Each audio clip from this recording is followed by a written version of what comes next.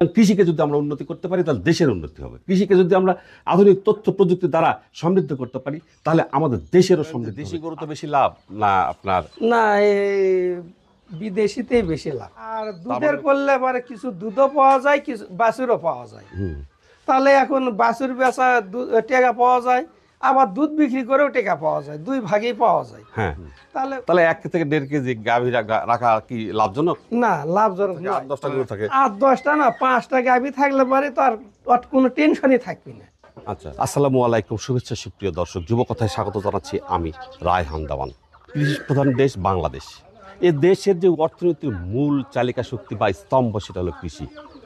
আর কৃষিকে কেন্দ্র করে এদেশের অর্থনীতি আজকে এত দূরে এসেছে এবং আগামীতেও টিকে থাকবে। এই কারণে কলকারখানায় বা অন্য কোথাও তেমন কর্মসংস্থান সৃষ্টি হচ্ছে না, সৃষ্টি হচ্ছে কর্মসংস্থান কৃষি থেকে। আর কৃষিকে যদি আমরা আধুনিক তথ্য প্রযুক্তির দ্বারা সমৃদ্ধ করতে পারি তাহলে এখানেই আরও লাখো কর্মসংস্থান সৃষ্টির সম্ভাবনা আছে। আর যুবকথা যুবদেরকে অনুপ্রাণিত করার জন্যই গ্রাম শহরে আনাচে কানাচের খামারের তথ্য আপনাদের সামনে উপস্থাপন করে। ঠিক তারই ধারাবাহিকতায় আজও দিনাজপুর জেলার ঘোড়াঘাট উপজেলার নন্দীগ্রাম গ্রামে এখানে এক মুরব্বী বাবাজির গরুর খামার আছে, সেই খামারের তথ্য আপনাদের সামনে উপস্থাপন করছি। আসসালামু আলাইকুম। ওয়ালাইকুম সালাম। ভালো আছেন? আলহামদুলিল্লাহ। আমি শুনলাম আপনার কয়েকটা গরু আছে। জি আছে। কতদিন থেকে গরু পালন করেন? আমি গরু পালন করি ছোট থেকেই। আচ্ছা, তো ছোট থেকে গরু পালন করতে আজ পর্যন্ত ছেড়ে দেননি? না, ছেড়ে দেয়নি। কেন ছেড়ে দেননি? কেন ছেড়ে দেয়নি? একটা গরু বেচলে এখন বর্তমানে একটা গরুর দামে 1,10,000 20,000। পালন তো অনেক ধরনের হয়, কেউ মোটা তাজাকরণ করে, কেউ দুধের করে, কেউ আবার ফ্যাটেনিং করে। আসলে লাভ কোনটাতে বেশি? লাভ মোটা তাজা করলে হয়তো 2 থেকে 3 মাসের মধ্যে গরু বিক্রি করা যায়। আর দুধের করলে পরে কিছু দুধও পাওয়া যায়, কিছু বাছুরও পাওয়া যায়। তাহলে এখন বাছুর বেচা টাকা পাওয়া যায়, আবার দুধ বিক্রি করেও টাকা পাওয়া যায়, দুই ভাগেই পাওয়া যায়। হ্যাঁ, তাহলে এই টাকা হলে দেখা যায় গরুরও খাওয়া হয়, মানুষেরও খাওয়া হয়, সংসারও চলে। সংসারও চলে। তাহলে কারো কাছে চাবা হাত পাতার লাগে না। যে তাহলে তো কোনটা ভালো লাভজনক? লাভ দুটাই লাভজনক। এটাও ওই মোটা তাজার করে বিক্রি করা, এটাও লাভজনক। আর এই গাভী পালে বাছুর নেওয়া বা দুধ বিক্রি করা, এটাও লাভজনক। এটা কেমন লাভ, ওটা কেমন লাভ? এটার লাভ হয়তো আস্তে আস্তে আসে, একবারে না। ওই আপনার দুধ বেচা বা গাভী কর, হ্যাঁ, এটার টাকা প্রতিদিন আসতেই থাকে। হ্যাঁ। আর মোটা তাজা করে বিক্রি করলেই একবারে 1,00,000 টাকা। কিন্তু খরচ করা লাগে একবার। হ্যাঁ, খরচ করা লাগে। হ্যাঁ, হ্যাঁ। খরচ না করলে তো আসবে না। আচ্ছা, এখন আপনি বলেন দেশি গরুতে লাভ বেশি না বিদেশি গরুতে লাভ বেশি? দেশি গরুতে বাছুর বাচ্চা হয় ছোট ছোট, আর বিদেশি গরুতে বাচ্চা হয় বড়। তো বড় যখনই হয় তখন কিন্তু গরুর দামও ফের বেশি হয়। হয়তো 50,000-এর কাছে 1,00,000, একের কাছে 1.5 লাখ, এভাবে। তাহলে আপনার এখানে গাভী কয়টা আছে? এখানে 5টা আছে গাভী। 5টা গাভী আছে। 5টা আছে। আচ্ছা, এই 5টা গাভী কি গাব না বাচ্চা আছে? এটা 5টার মধ্যে 4টা গাব আছে। আচ্ছা, আর তাহলে এই যে লালটা কয়টা বাচ্চা দিয়েছে আপনার এখানে? এটা বাচ্চা দিছে, এদিকে এই যাবত 2টা দিছে। বাচ্চাগুলো কি করছেন? বাচ্চাগুলো বিক্রি করেছি। দুটাই?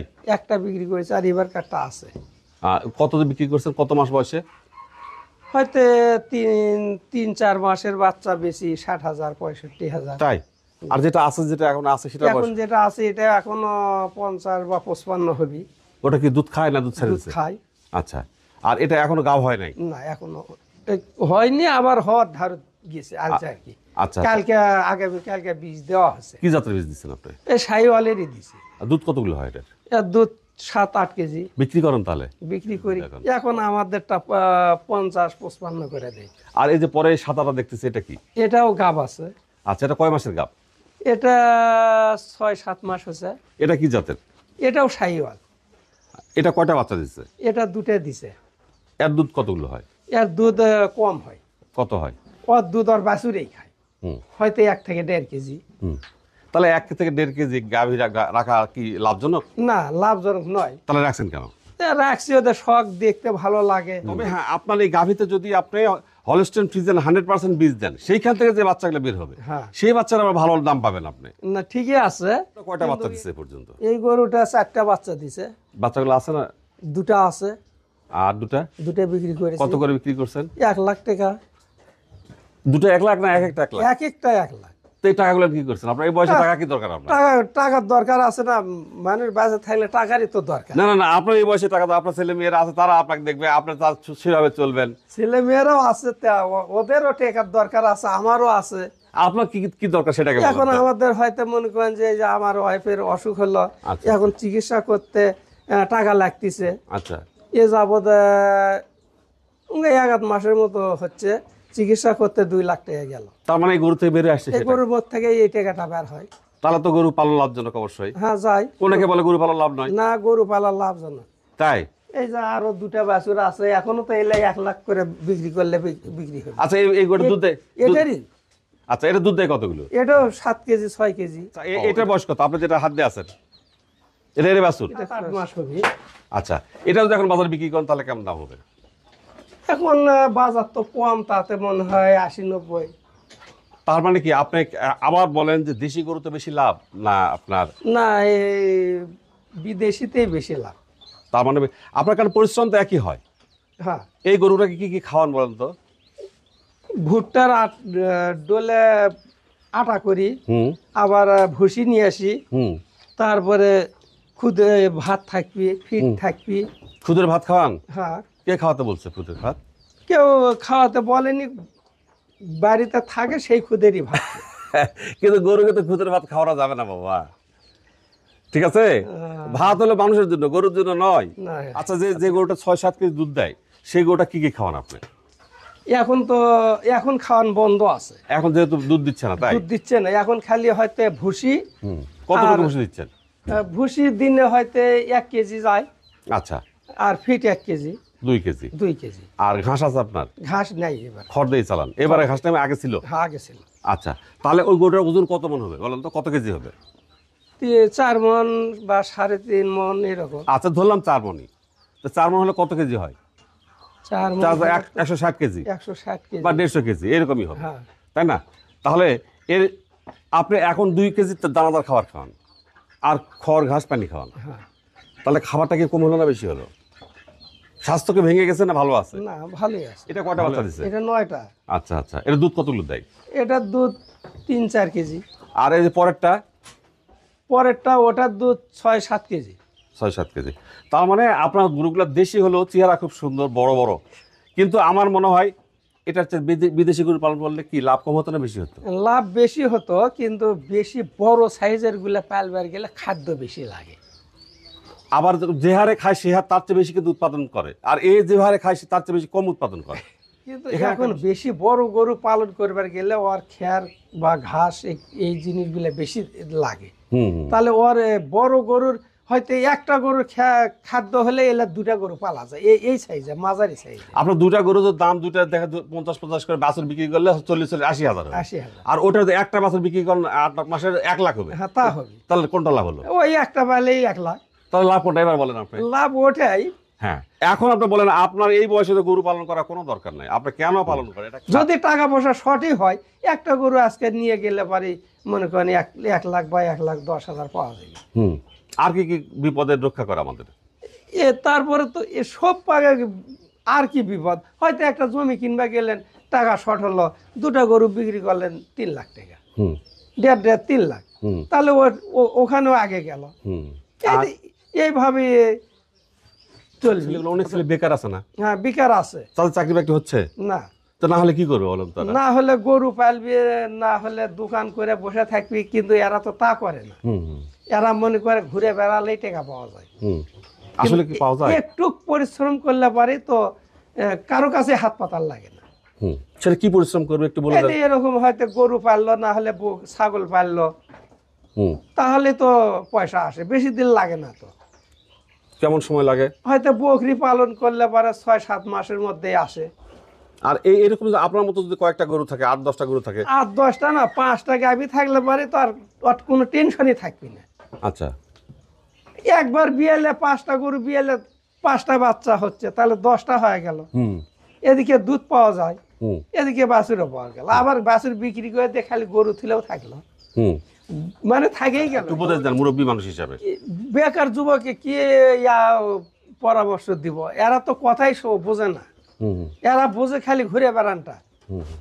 আর কাক কোন জায়গায় ধরলে টেকা পাওয়া যাবে, হুম হুম, এটাই তো বোঝে। হুম কিন্তু এরা যদি দুটা গরু প্রথমে দুটা গরুতে যদি শুরু করে তাহলেও তো সংসার চলে, হুম কিন্তু এরা তো তা করে না। হুম। তাহলে এতে কি পরামর্শ? আমার হিসাবে গরু পালুক, না হলে ছাগল পালুক, তাহলে সংসার চলবে, বেকার ঘুরে না বেরে। হুম হুম। সবাই শান্তি, দেশের লোকও শান্তি, ওরাও শান্তি, সবাই শান্তি। পরিবারও শান্তি। আপনি এতদিন থেকে গরু পালন করছেন, তো সত্য করে বলেন তো আপনার কেমন গরু পালন থেকে কেমন উন্নতি হয়েছে? এখান থেকে সব বাড়ি ঘর জমি জমা সবই আছে। তাই? হ্যাঁ, এই বাড়ির এই জায়গাটাও কিনে তো এটা গরুর টাকা দিয়ে? এলে গরু বাছুরার টাকা আছে, আবার ধানের ফসলের আছে, মানে কৃষি থেকেই? কৃষি থাকে। তার মানে কৃষিটা কিন্তু আমাদের পথ চলার একটা বড় হ্যাঁ, বড় কিন্তু উৎস, হ্যাঁ জায়গা। জায়গা এখান থেকে এখান থেকে তো মনে করেন যে 1-1.5 লাখ, মনে করেন 4-5 লাখ 8-10 লাখ টাকা পাওয়া যায়। তাহলে ক্যাশে আমাদের কারো কাছে যাওয়া লাগলো, আপনার কাছে যা বলা লাগলো না যে স্যার আমার টাকা দেন। শান্তি থাকে না, টাকা না থাকলে তো শান্তি থাকে না। আর কি থাকে না? টাকা থাকলে তো শান্তি আছে, মনে তো শান্তি আছে, শক্তিও থাকে। টাকা না থাকলে সুখ শান্তি কিছুই না। আর সেটাই আসে গরু থেকে। সেটাই তো আসে গরুর থেকে। তাই আমরা সবাই মিলে গরু পালন করি। শুধু গরু পালন নয়, আর অনেক কিছু, ছাগল পালন, হ্যাঁ, মুরগি পালন, হাঁস হ্যাঁ। পালন, মাছ চাষ, যেটাই মানে পালন করতে হবে, গরু বকরি মুরগি হাঁস যেটাই পালন করবো ওটাই বিক্রি করলে টাকা পাবো। হ্যাঁ। সুতরাং বসে থাকার কোনো দরকার নেই। বসে থাকার কি দরকার? যারা হতাশ বেকার বসে আছে তাদের কি করবে? তাদের তো তারা মাথা হাত দিয়ে বসে আছে, টাকা নাই দেখে তো বসে আছে। তো সেগুলো মাথা হাতে সরানোর দায়িত্বটা কার? সরানোর দায়িত্ব তো ওদেরকেও তো আগে আসতে হবে, চেষ্টা করতে হবে। বাড়িতে বসে থাকলে তো আর টাকা আসবে না। তার মানে আমাদেরকেও তাদের পাশে দাঁড়াতে হ্যাঁ, হবে। দাঁড়াতে হবে। সুপ্রিয় দর্শক, এই ফাঁকে বলতে চাই, আমরা জানি কৃষি নির্ভর এই বাংলাদেশের যে মূল অর্থনীতি সেটা কৃষির উপর দাঁড়ায় আছে। এবং আজকে ওনার কথা শুনে তাই প্রমাণ হলো, ওনার কিন্তু ব্যবসা নেই, ওনার কিন্তু কৃষিকাজ এবং গরু, মানে গরুটাও কৃষির মধ্যেই একটা, এর মধ্য দিয়ে ওনার জীবন অতিবাহিত করছেন এবং ভালোই আছেন। তাহলে এটা আরেকবার প্রমাণ করে দিলেন উনি আজকে এই প্রতিবেদনের মধ্য দিয়ে, যে আসলেই কৃষির উপরই বাংলাদেশ দাঁড়িয়ে আছে। সুতরাং কৃষিকে যদি আমরা উন্নতি করতে পারি তাহলে দেশের উন্নতি হবে। কৃষিকে যদি আমরা আধুনিক তথ্য প্রযুক্তি দ্বারা সমৃদ্ধ করতে পারি তাহলে আমাদের দেশেরও সমৃদ্ধ হবে, আর্থসামাজিক উন্নয়ন হবে। তাই তো? আপনার কি মনে হয়? তাই, ঠিক আছে, আপনার কথাই ঠিক আছে। তো আচ্ছা, ভালো থাকবেন আর আমাদের জন্য দোয়া রাখবেন, আমরা যেন ভালো থাকি, আপনাদের পাশে যেন এভাবে দাঁড়ায়, 10টা মানুষকে আপনার সামনে পরিচয় করে দিয়ে তাদের দেখাতে পারি যে না, কৃষি এদেশের মূল চালিকা শক্তি। আচ্ছা, আল্লাহ, আসসালামু আলাইকুম আসসালাম।